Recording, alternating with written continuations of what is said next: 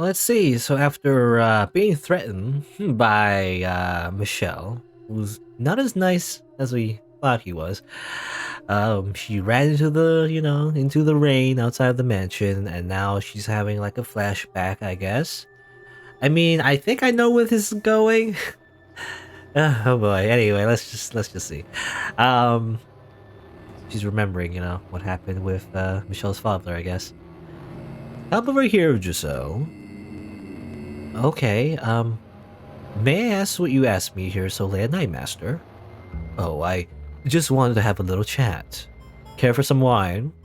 Come closer and I'll pour you a glass. I had this wine imported from up north. They use very hard water, and like it rather tart, so it leaves quite a lasting impression on your tongue. Hard water. I think that's a thing. Hard water, soft water. I don't know.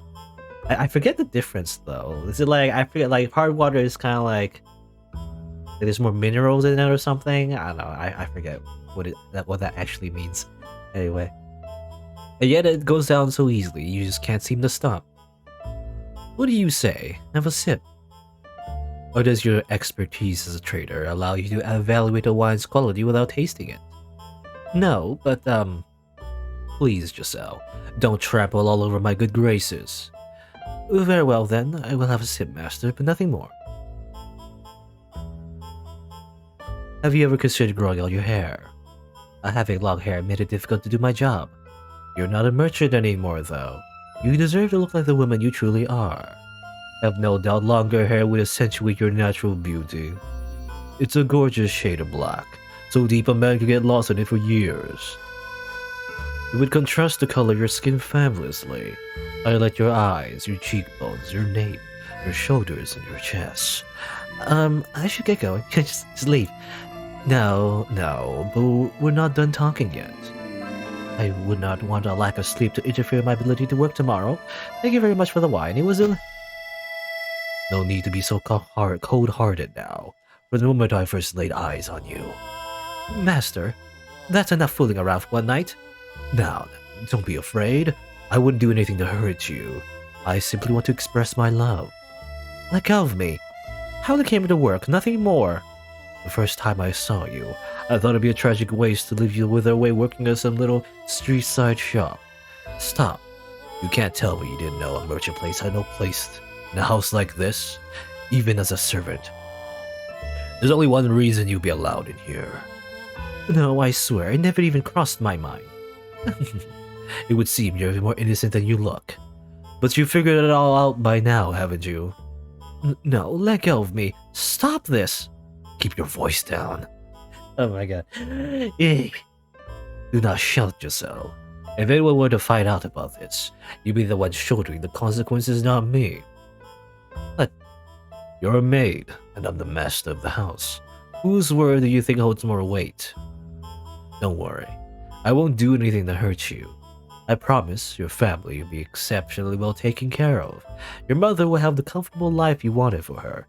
But you know what will happen. If you raise a fuss and make a fool of yourself, not only will your family not get any of our money, and not only will your sister not get to marry, you'll spend the rest of your lives in the streets. How could you be so cruel? This is blackmail. Blackmail? For a merchant's daughter, you don't know much about trade, do you? Let me give you a little lesson about market value. I guess capitalism, even though it's not really capitalism, this is the era where capitalism doesn't really exist yet, at least in the modern sense. The goods you're after, Giselle, are not cheap. Understand. Now let me see that beautiful body of yours. Okay. Oh no. I have to read that out loud. He was an older man, so I had expected him to be very strong. But I couldn't break free of his grip, and I found myself entirely at his mercy. Beneath the gaudy outfits lay a hungry beast, and I was seeing the creature's true colors for the first time that day. The aging man ran his disgusting, slobbery tongue across my exposed skin. Everything he placed his hands upon withered away. Every piece of flesh he gripped his lips against putrefied, rotted, decayed, rankled. I trembled in revulsion, at which the man laughed, seemingly interpreting it as something else. I wondered what kind of place hell was. If hell's wardens only flayed and carved their prisoners, I would have preferred that instead. I would have rather been sliced into tiny little chunks and cast into the hellfire. I would have chosen eternal torment over being touched by this man in another second. But I didn't get to choose my hell. Eventually, the man forced open the gates I've been holding fast and spread his festering death inside me. Interesting way to describe it. Very, very poetic. Obviously, we can't describe it literally. Listen to me, Giselle. It is in both of our best interests to keep this between the two of us. If you can do that, I'll continue to do good by you and your family. You know, the first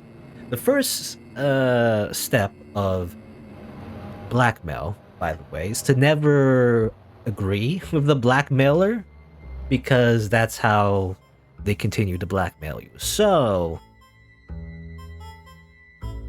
but oh well. I say, oh well. You know, never give in to the person blackmailing you.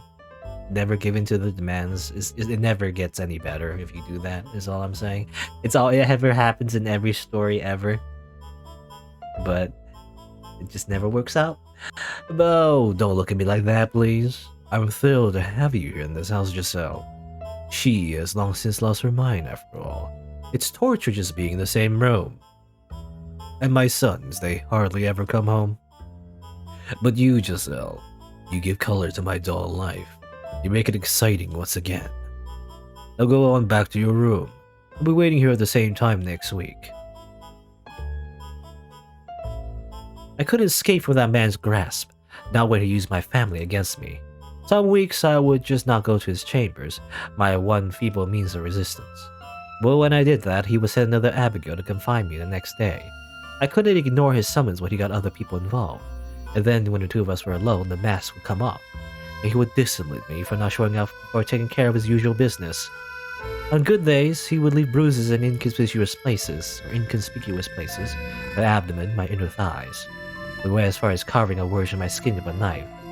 Harlot. That was why I was afraid of knives. That was why I was afraid of men shouting. I wasn't even sure what to regret anymore.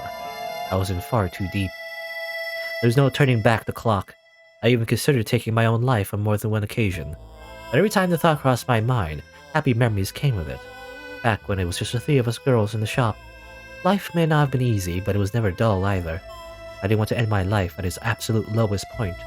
I wanted, if just temporarily, to go back to the way things were back then. That objective was the only thing that allowed me to keep going.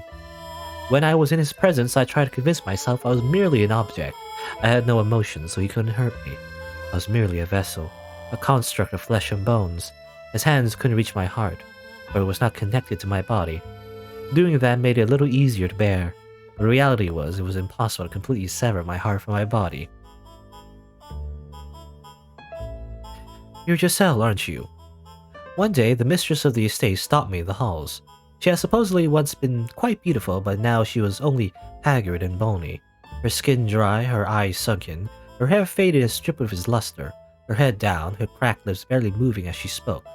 Age didn't appear to be the only thing working its merciless magic on her either. There seemed to be something eating away at her from the inside too, something that could burst at the lightest touch. Yes, I am Giselle. Is there something I can do for you? The mistress rarely ever left her chambers.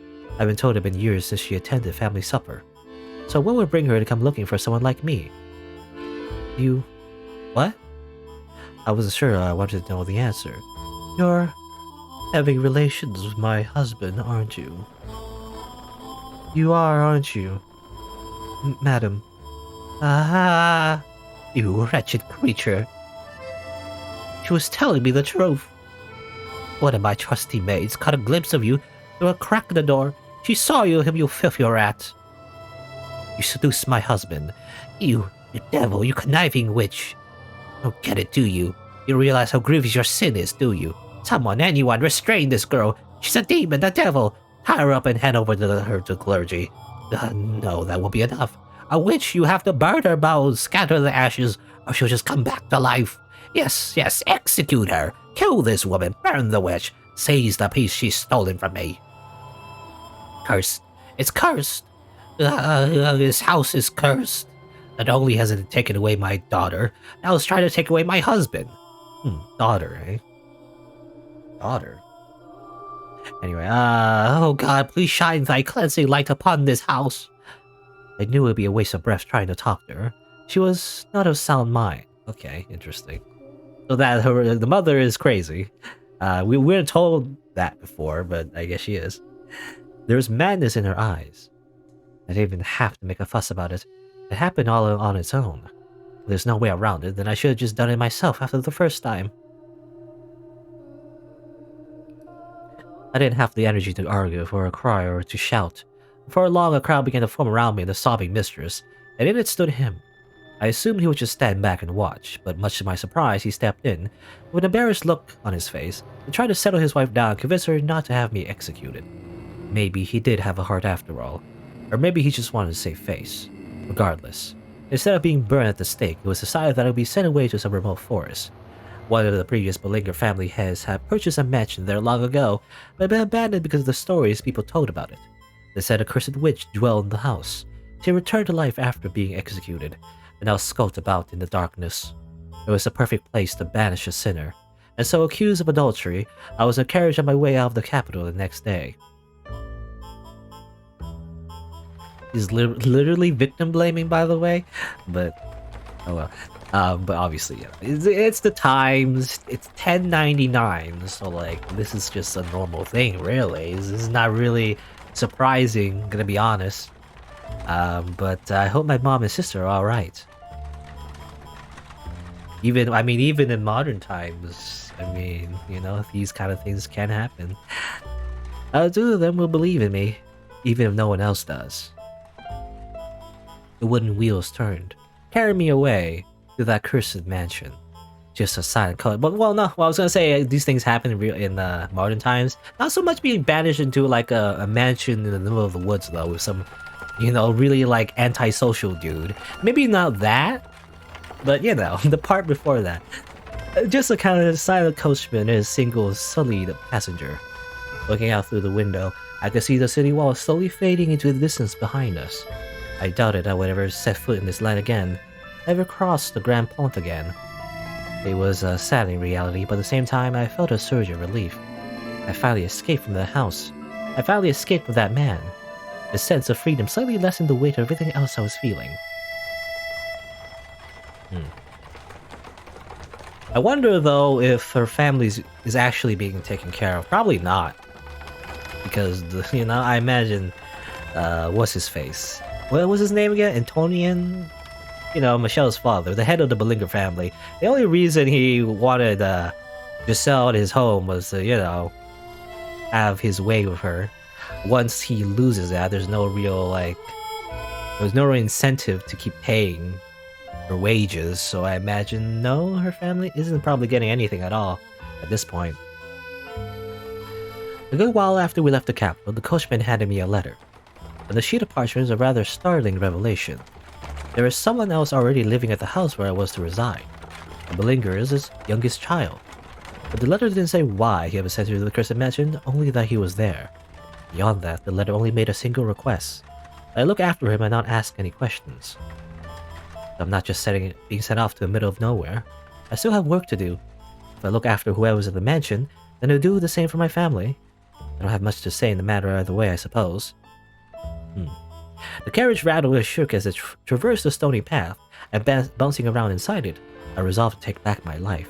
The peace I had once known, the cheerfulness I had lost, and to do so I would forget, lock away my memories, bury every terrible thing that had happened to me, cast aside those memories and find my smile once more.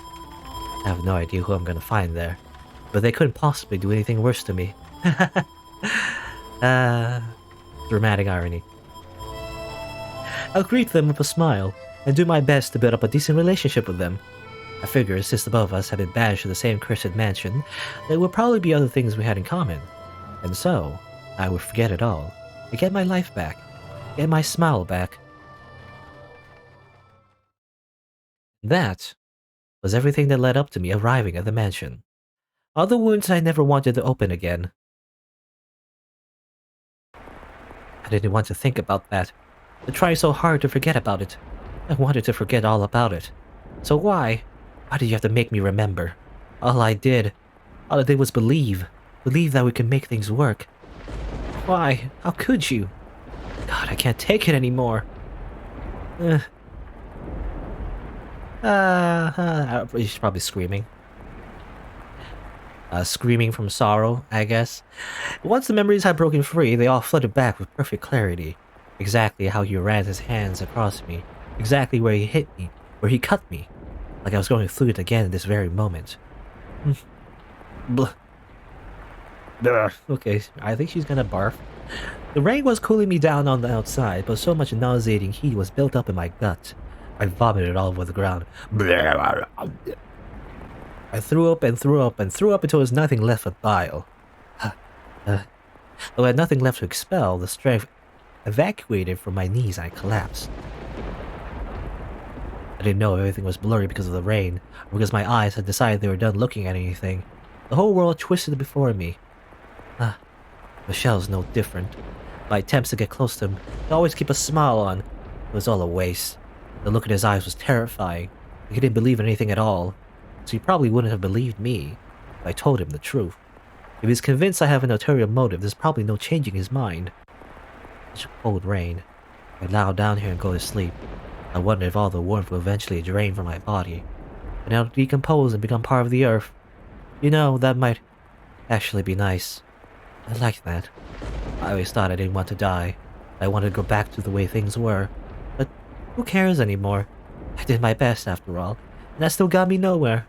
The cheerful Giselle was all just a farce. And when I'm dead, all my worry for my mother, mom, and sister will fade away with me. I just vanish, just just cease to exist and fade away from all of reality. Wouldn't that be nice? Oh God, I thought you have a place on me on high. I am, after all, an unclean woman, and I've given up on living to altogether. But even if I can't get into heaven, that's okay. I just want release. The rain pitter-pattered down through the leaves overhead, chilling my skin. The cold spread through my flesh into my bones, my heart and lungs and stomach freezing me like a block of ice. My consciousness drifted away from me, and the world slipped through my fingers. More than fear, I felt relief. Utter black, and that, I was sure, was the end of me.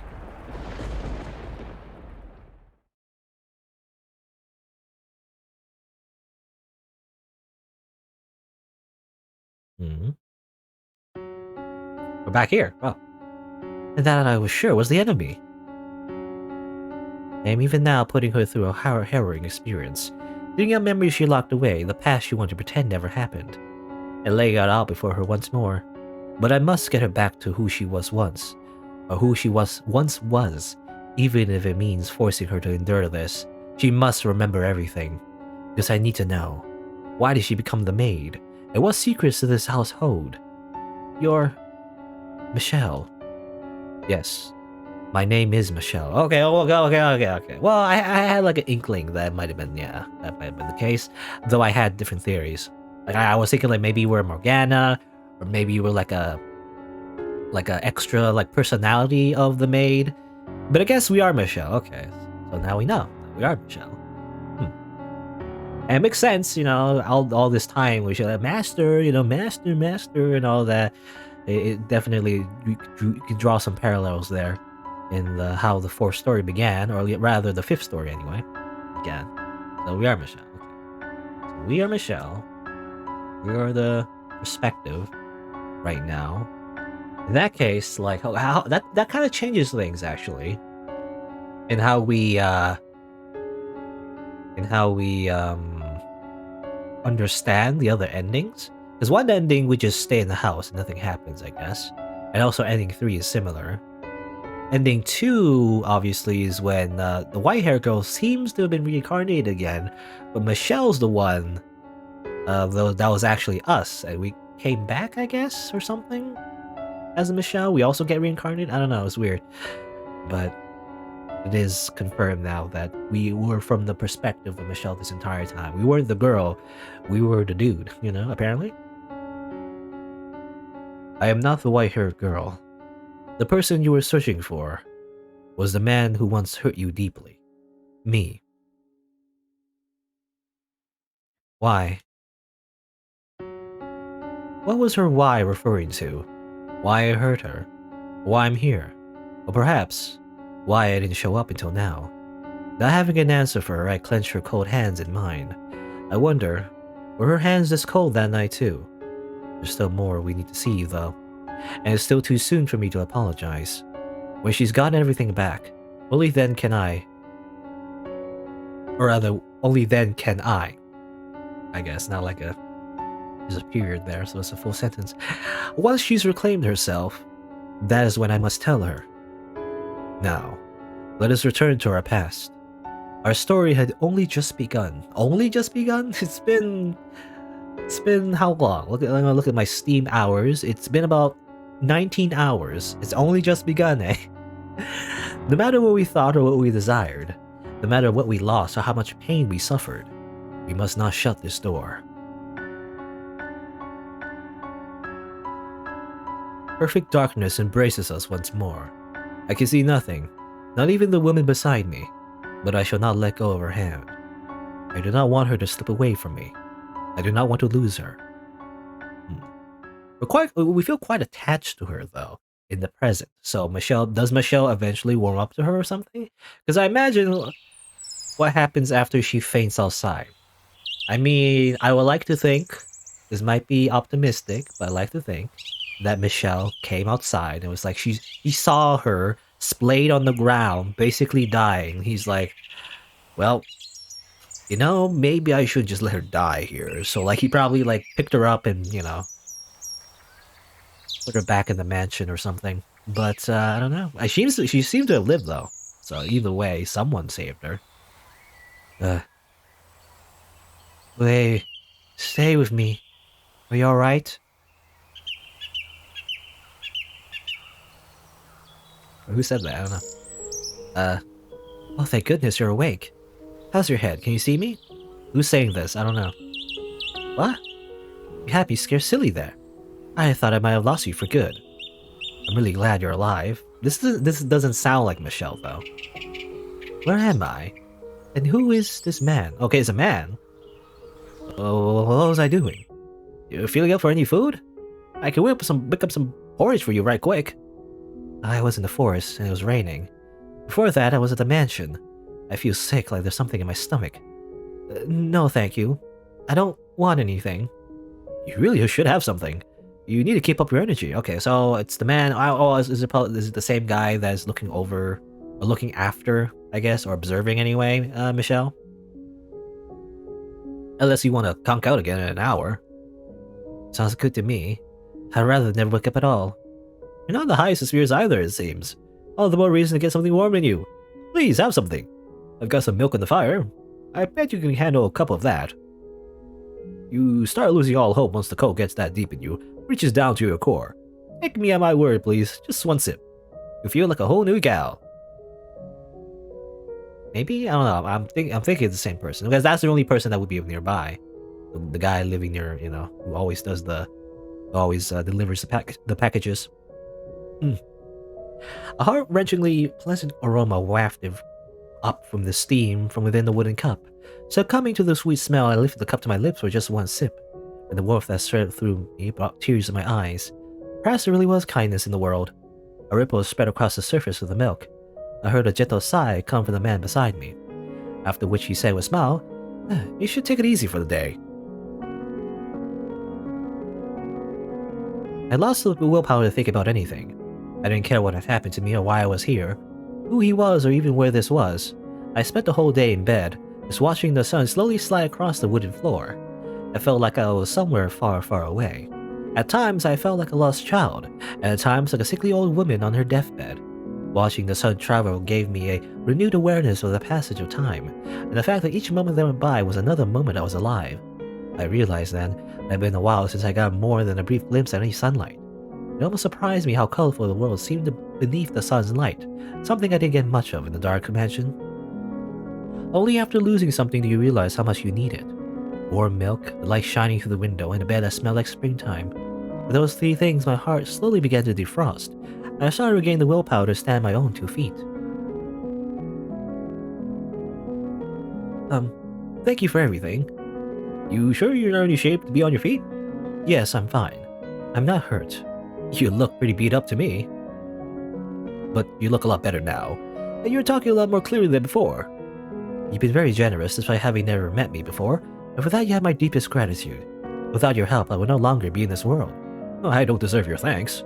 You are alive now because God's guidance made it so. I came across you early this morning as I was heading to the forest to hunt. Imagine my surprise seeing a young lady like you on the ground in my path. What are you doing in the forest? You don't have to tell me you'd rather not. Everyone's got their own share of personal problems. You're not going to demand I talk. I have no reason to force you to do anything. You look like you've been held to hell and back. Well, I could tell just by looking at you. Now then, do you have somewhere you can go? Somewhere to go? Of course I don't. I can't go back to the capital or the mansion. If not, then why don't you stay here? Here? Sure, it's a small village, we're self-sufficient, and we all help each other out. No tax-hungry lords know we built the place up either, so we keep everything we make. We're pretty remote as a result, and harvest isn't fantastic, but I'm sure you'll find it comfortable here. The rest of the villagers will be glad to have you. Okay, so I don't think he's related. Yeah, he's not related to the mansion at all. This is just a random person from a remote village that was nearby, I guess. What do you say? Sorry, Mom. What I'm about to do might make the rest of the family's lives more difficult, but I don't want to have to feel any more pain. If I really wouldn't be inconveniencing you, if it's really okay, then yes. I would like to stay here. That's great to hear. I always love to send you back out there in your current condition. I haven't introduced myself yet, have I? The name's Amédée. Just one lowly villager of many. Amédée. I assume it's a French name. Amédée? Amédée? Is it Amédée? Amédée? Amédée? I don't... Amédée. Amédée. Amédée? I'm Giselle. Giselle? That's a beautiful name. If I'm not mistaken, there should be a vacant house. Get it up and you can call it home. I couldn't possibly ask for that. I thought others would like it if I just took a house for myself. Oh, that shouldn't be an issue. I'm the village's representative, more or less. Representative? Like the chief? Only a name, though. As I mentioned, we're not any lords' maps, so I don't have much representing to do. The only reason I end up in charge is because I'm a bit more educated than anyone else. It was a long time ago, but I understudied with a priest. Because of that, I'm familiar with the Bible's teachings. So rather than a chief, the people of the village look at me more like a priest. Wouldn't be much fun if the church found out about that. They're liable to think I'm acting unordained. Then you believe in God? Oh, that's quite the question. Of course God exists. He's always watching over us. That's why you survived. Because He protected you. I understand that your faith can waver when you're going through times of tribulation, but those are the times when it's most important you keep sight of who you are. Right. And now, you get some rest. Tomorrow I'll show you around the village. Thank you. I truly mean it. I really sincerely appreciate everything. Oh, don't mention it, Giselle. This is your village now too, so you don't need to act like a stranger anymore. Okay? Amity...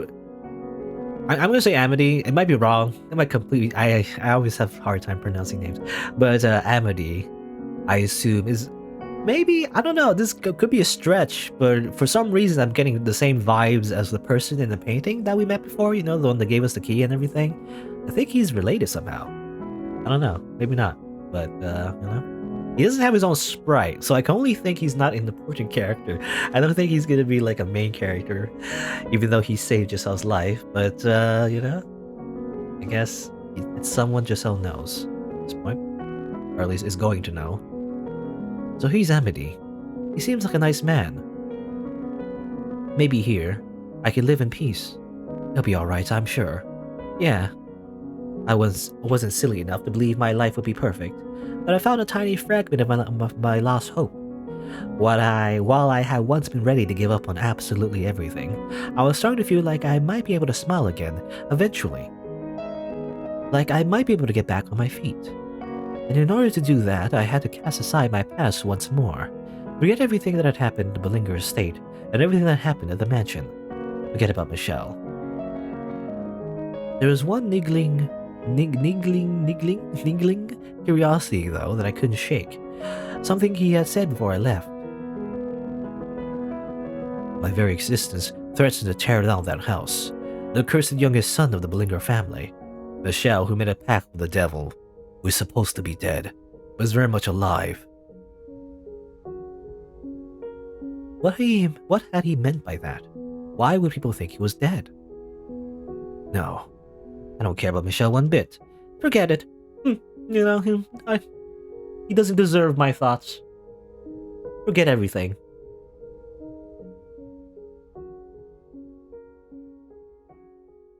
Oh, we're back to Michelle, though. You know, he's kind of a bad guy. You know, he's doesn't even check if she's still alive. She almost died. He just doesn't care.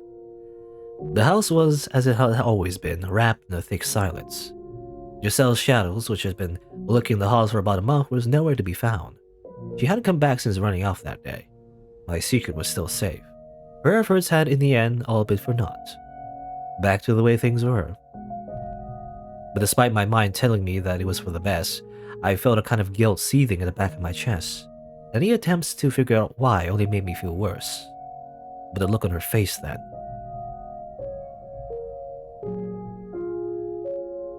Please, hear me out. I didn't know anything about you. I wasn't sniffing around trying to bring you any harm. Is what she said. Was that really her just putting on an act as I reviewed her scheming? She was screaming, though. She looked genuinely terrified when she knocked my hand away. I'm not falling for anything. I feel like I know that frenzied panic. Something doesn't add up. You don't say. Maybe, you shouldn't threaten her with a knife, for one. But I guess, obviously, there wouldn't be that conflict if you didn't do that, I guess. Gotta make it dramatic. Be quiet. Silence, please. My head was pounding beyond belief. I couldn't stand anything. This world, the creature I was, the witches whispering. The archangel looking down upon me seemed to be cackling from somewhere far out of reach. So for whatever it was worth, to escape from his gaze. I once again drew the drapes over the stained glass window.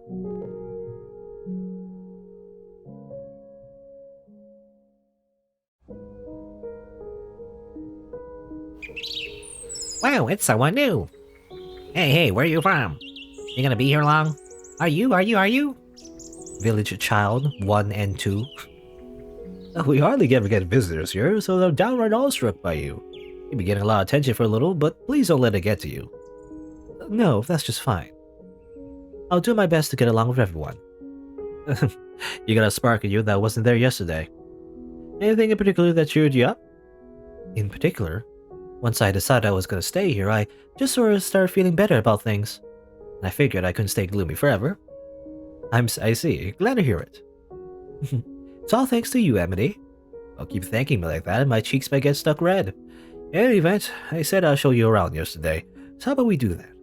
Lead the way. That said, we're a modest little village of about 100. Everyone knows everyone. For that size, it looks pretty big to me.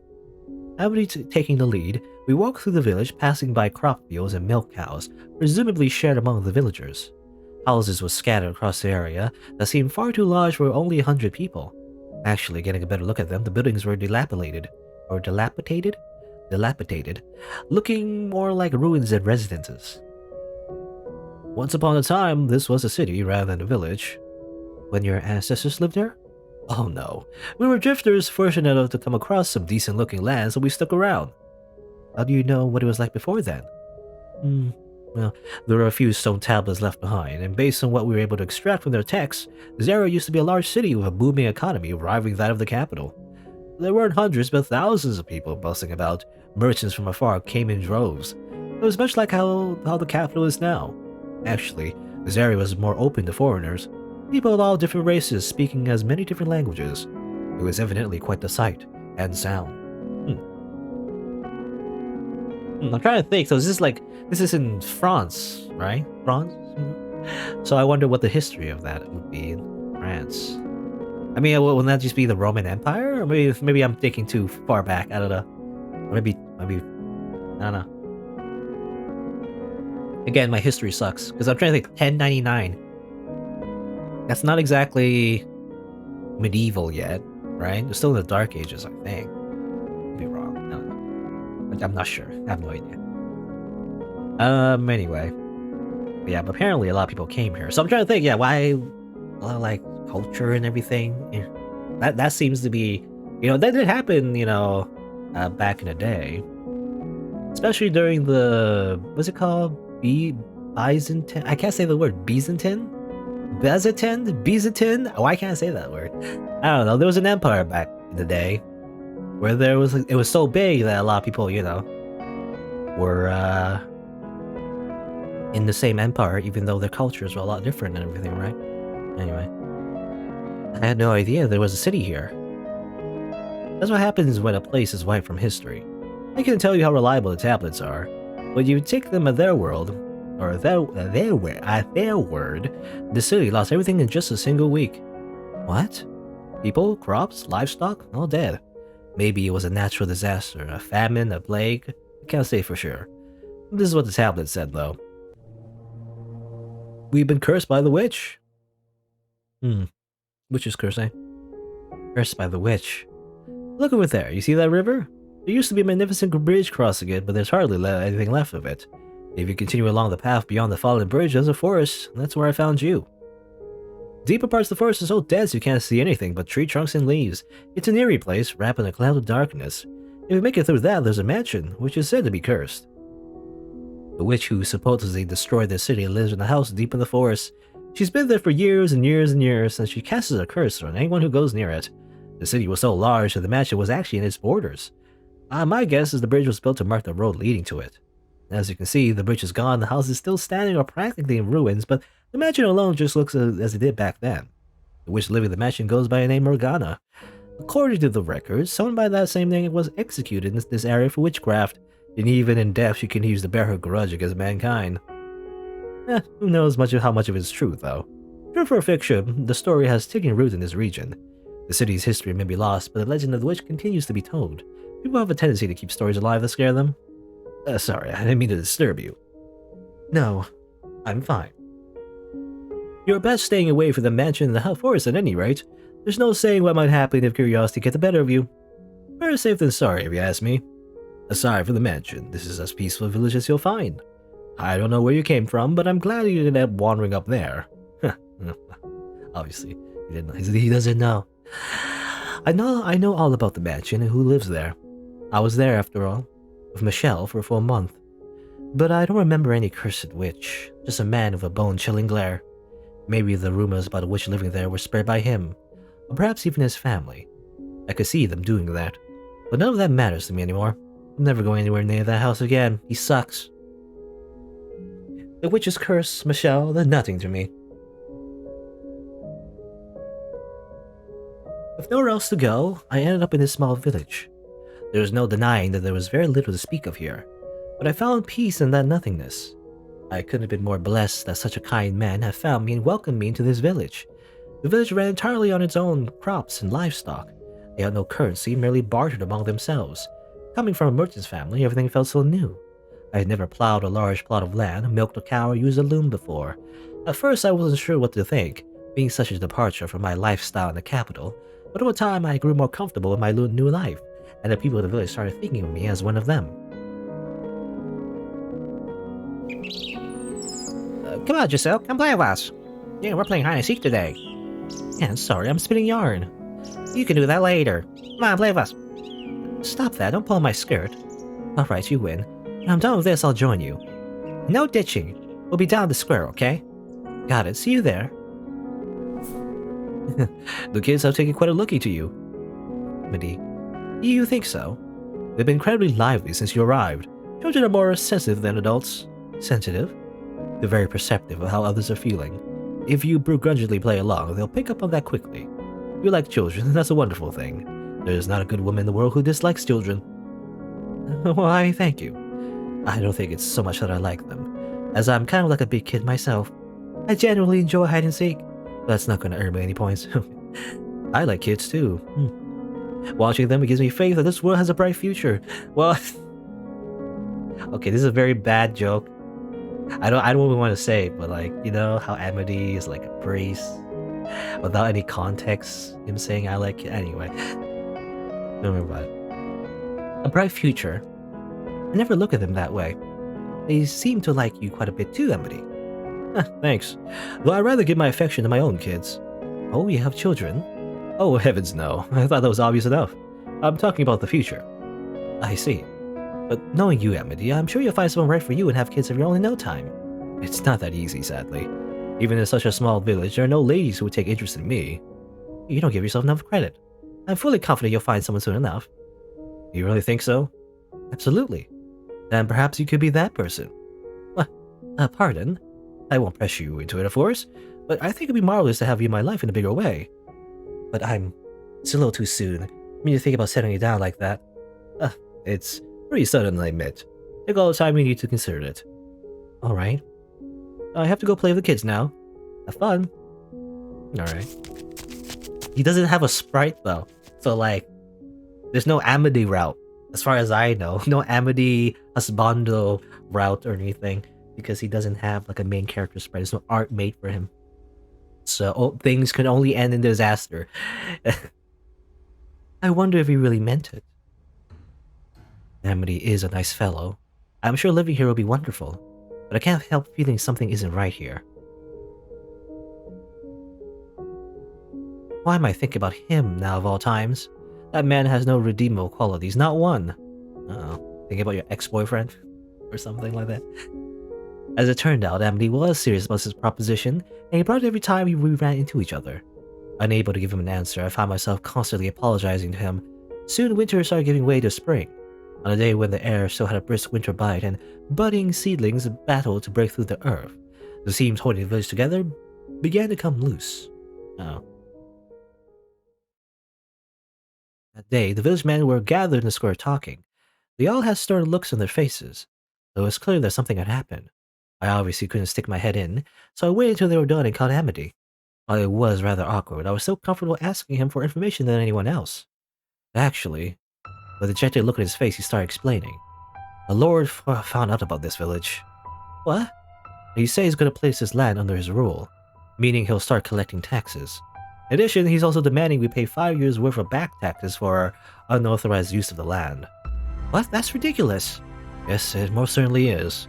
We obviously don't have the means to pay 5 years as taxes. There's no reason for him to take over this village at all. We are completely isolated from the surrounding area after all. But if he resists, he could send soldiers. It doesn't matter how absurd his claim to the village is. We have no choice but to comply. That's terrible. What are we going to do then? We do as the Lord demands. 5 years as taxes will have to be paid in installments.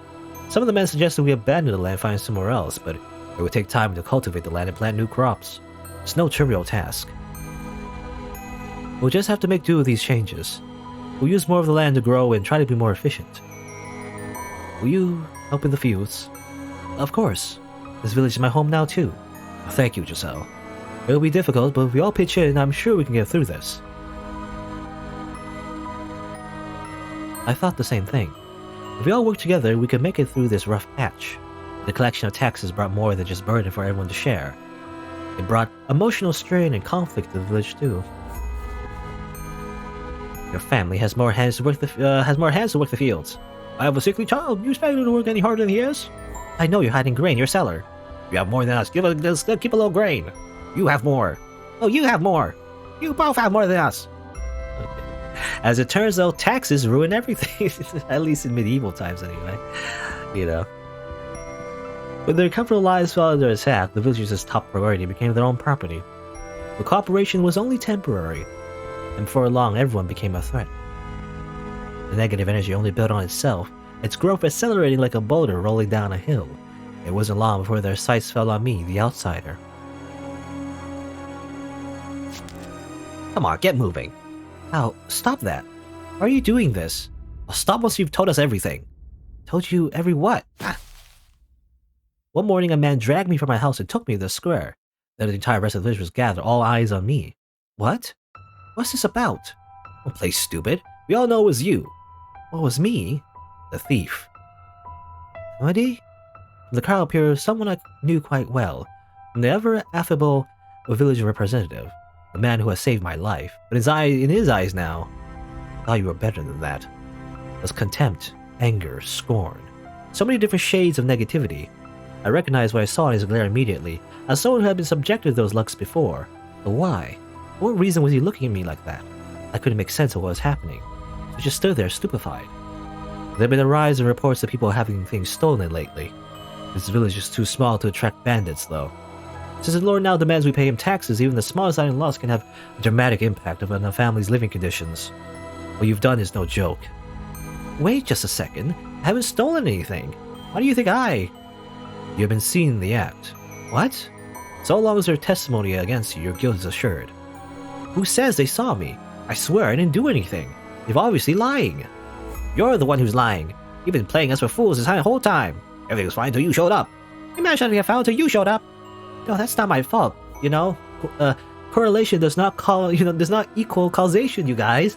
Haven't you been to school? Oh wait, you haven't been. There is no school in this era, as it turns out. Giselle, apologize to the village and return what you've taken. Eddie, don't you believe me? There were multiple witnesses. Several different people saw you stealing. I've known these people long enough to be my family. I trust them like family too. They're not liars. No, they're framing me. I didn't steal anything, I swear. Framing you? Now you want to put this on us, woman? Unbelievable. Have you forgotten we welcomed you to our village? Amity, please believe me. You of all people should believe me. You've been avoiding me of late, haven't you? What? Because you have something to hide, correct? No, what other reason could you have to avoid me? Why? How can you say these things? Why won't he believe me? You know, even that. Okay, as it turns out, never mind. Even Amity isn't any different. That's why he doesn't have a sprite. Now, return the things you've stolen. Aunt, I never stolen anything. How am I supposed to return something I don't have? I see. So I already moved the stolen goods. She said she doesn't have them anymore, folks. How should we deal with this? Run around until she talks. Yeah, she's not getting off that easy. Give us back our property. Why is this happening to me? The harsh new rulership has driven these people mad. I need to get away from this village quick. Restrain her! No, get your hands off me. Have you forgotten everything we've done for you? All that matters that you don't have to suffer, is that it? I didn't do anything. Take her to my house. I'll make her tell us everything. No, stop. You've all gone mad. Please come to your senses. With men on all four sides of me, I was dragged into Amity's house. He sat coolly in a chair and shoved me to my knees before him. I ask you this one more time, Giselle. Where'd you put the things you stole? And I'll keep giving you the same answer. I didn't take anything from anyone. Please believe me. Do you swear if God is your witness? I do. I swear with all my heart. You don't actually believe her, do you, Amity? She not only sold us out to a lord, she's now threatening to make our lives downright impossible. Again, that's just a coincidence. Listen to me, Amity. Thus saith the Lord of hosts, the women have committed 3 sins. She has lied, she has stolen, and she has betrayed her fellow man. Why are you doing this, Amity? You were such a good man. I'm deeply disappointed in you, Giselle. As much as I don't want to do this, I have to get the truth from you. Amity. Of course, why didn't I see it? I'm still just an outsider to them. I who believe a stranger's word over the word of the village, his family. The water. What? A man set a wooden well bucket on the floor in front of me. And it wasn't clean water from the well, but a grimy, murky wastewater. I reflexively turned my head from the stench, but a man behind me grabbed me by the hair. Before I had a chance to realize what was happening, the world around me went brown. They put us in the poop water. This is weird poop water torture, I guess. I struggled all my might to break free. My arms were tied behind my back and had the strength to overpower the man holding my head down. Reflexively gasping for air, a stream of filthy water poured into my mouth. It's very unhygienic. You get like some parasites if you do that. Pull her out. We get nothing if she dies. Put her back in. And keep at it until she decides she's ready to talk. Again, torture doesn't really, the torture doesn't really work in terms of getting real information. It's been proven time and time again. All that happens is that they'll just say anything you want to hear, and that's all. Not really the truth. How unsightly. To think I ever considered marrying this woman. Stop. We can stop whatever you want, Giselle. You can just have to tell us the truth. Please.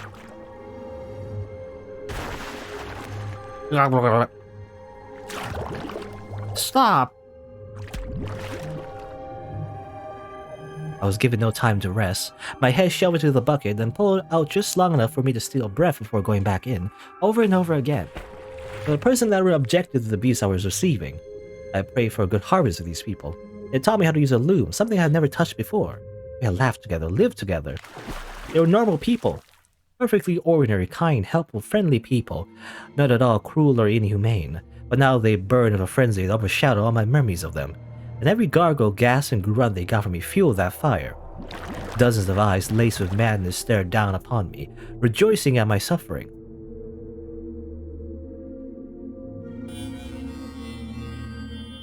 My consciousness was slipping away from me. I thought I could hear laughing and chattering, but it all passed through my ears as mere noise, nothing I can make sense of. Alright.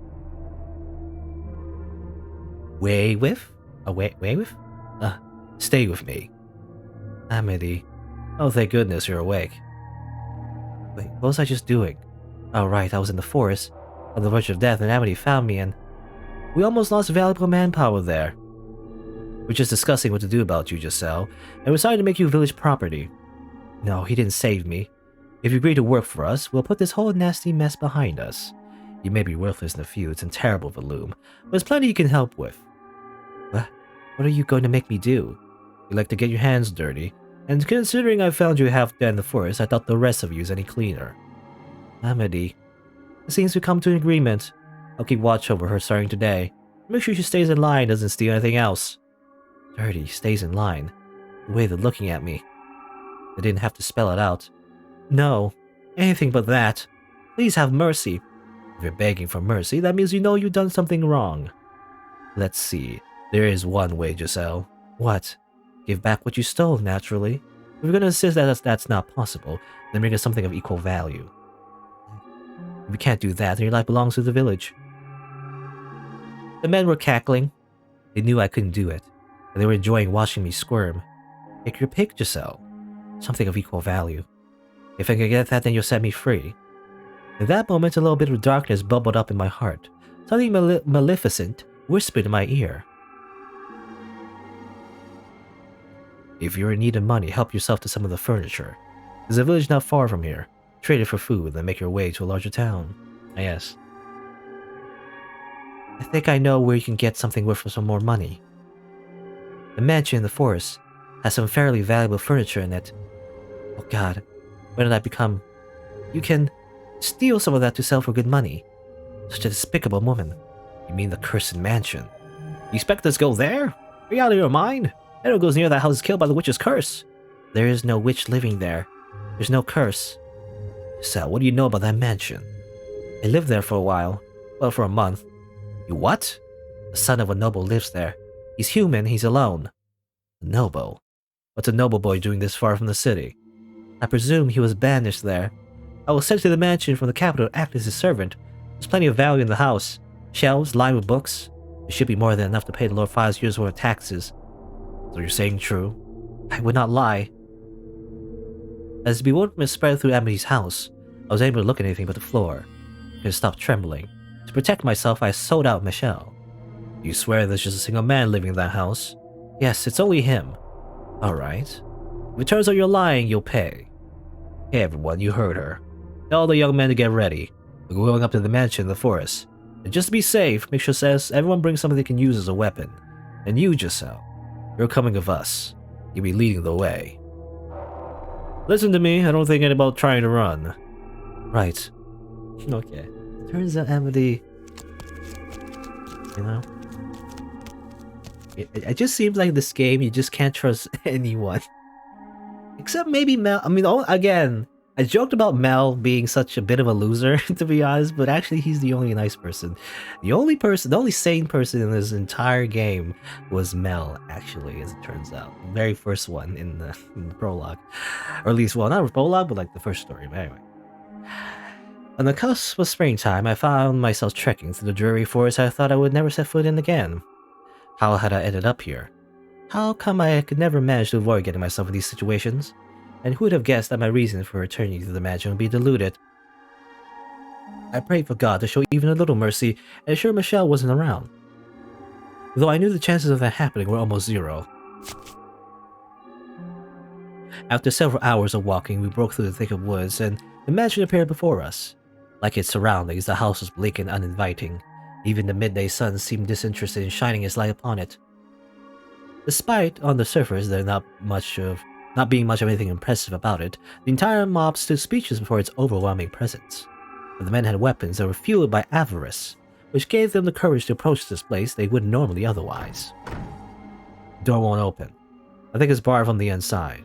Well, it seems someone really does live in this cursed place. I am honestly surprised. Even more so that it's not a witch, but just a noble. The door's old. We could break it down. Yeah, let's bust it down. Hold on, there's no need to be barbaric. You haven't considered knocking the door like normal people? You sound like a band of thieves. Huh. That's something else coming from you? Who do you think proposed this plan, Giselle? You! Alright, man. You ready for lives of luxury? Break down that door. He was a priest. Well, most likely, maybe this town was always, like this way the entire time. There was always bandits, I guess. The reason why he stopped being a priest, most likely, because, he was the one that turned to a life of banditry. But anyway, stop it. It's a damn nobles to make our lives so hard. They deserve to be robbed. Break it. Break down the door. Please, stop this. Break it down. Break it down. Break it down. Stop.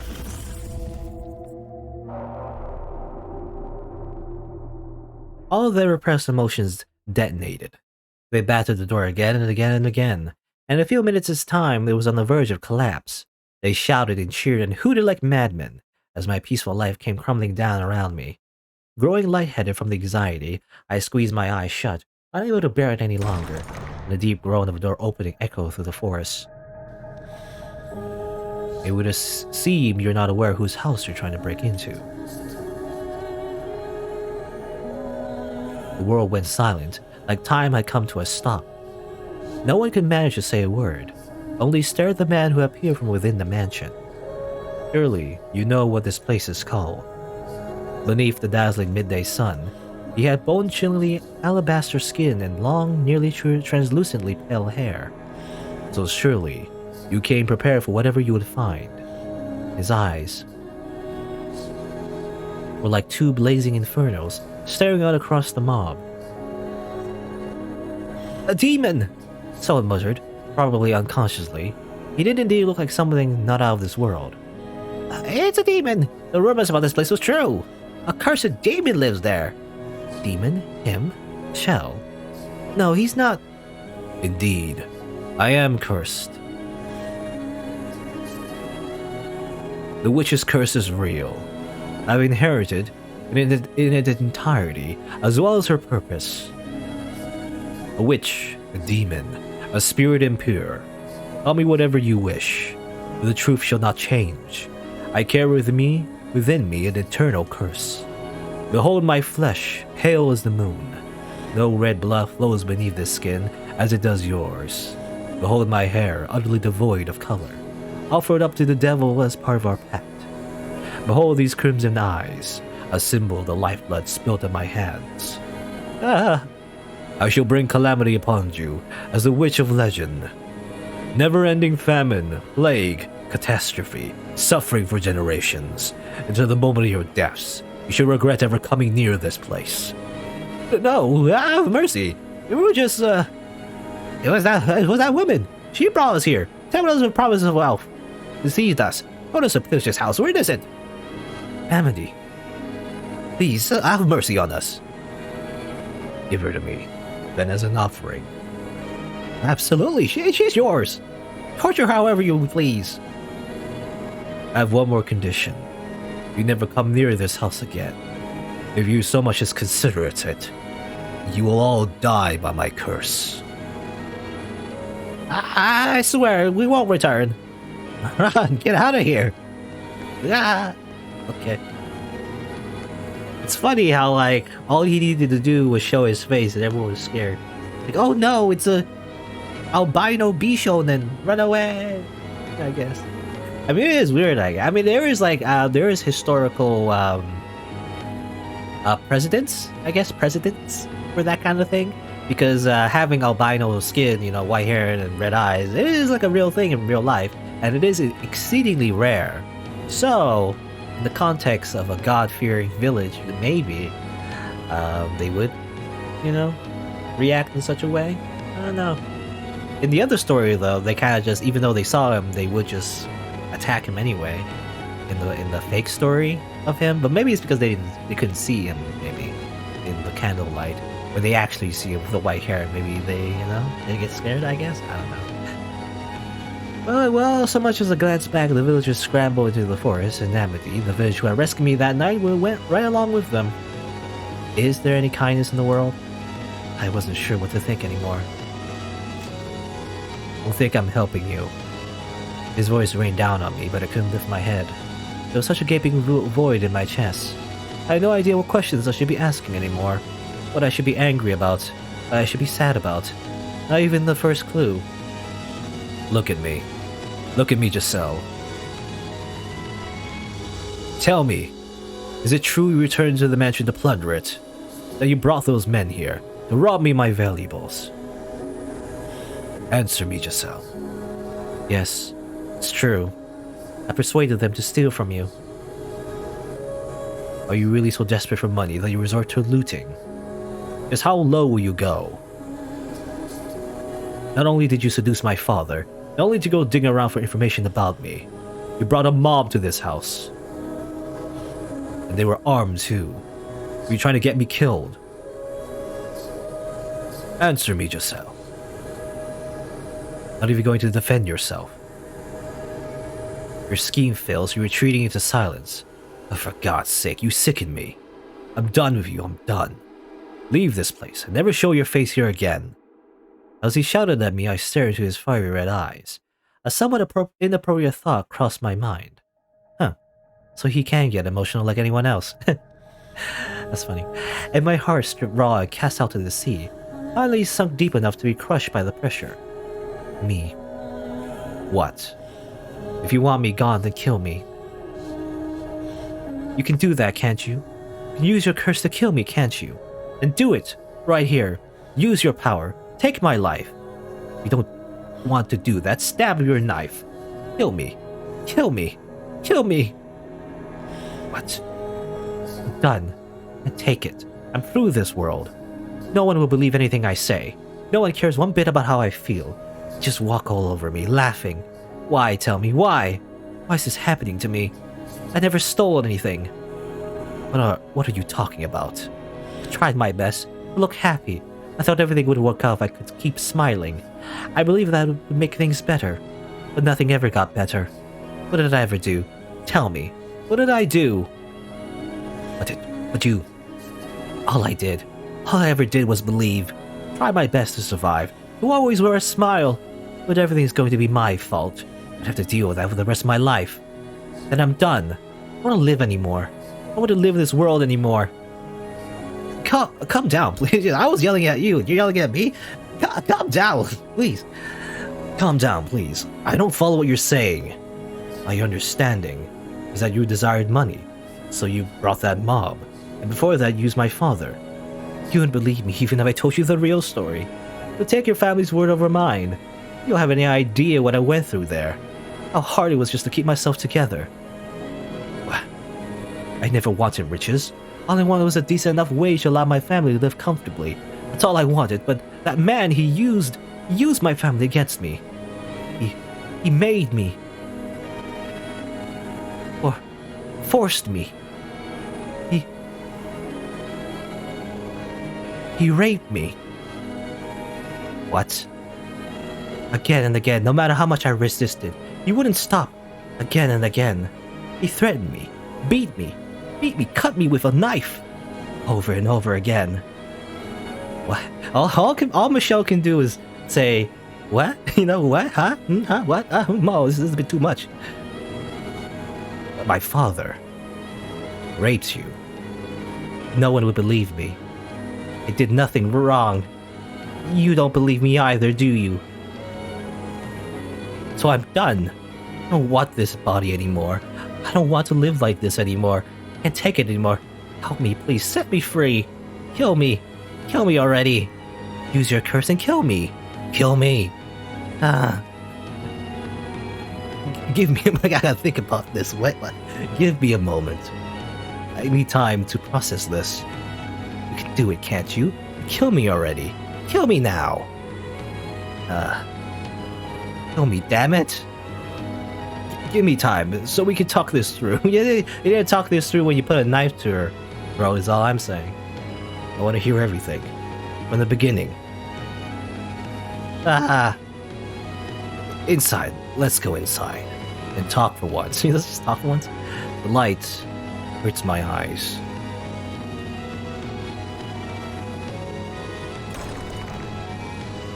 Basically did like a reverse Uno.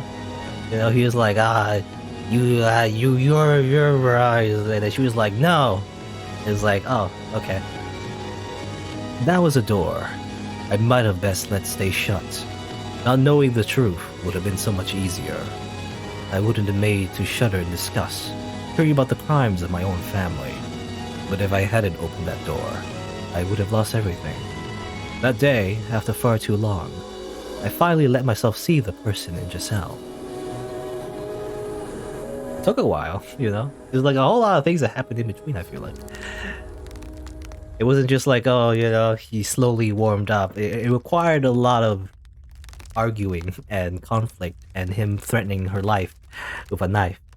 It was like, you know, it's funny. He's like, oh, I'm going to kill you. Okay, then kill me. And like, oh shit. Well, actually, I didn't mean that. I didn't mean to actually want to kill you. And I was like,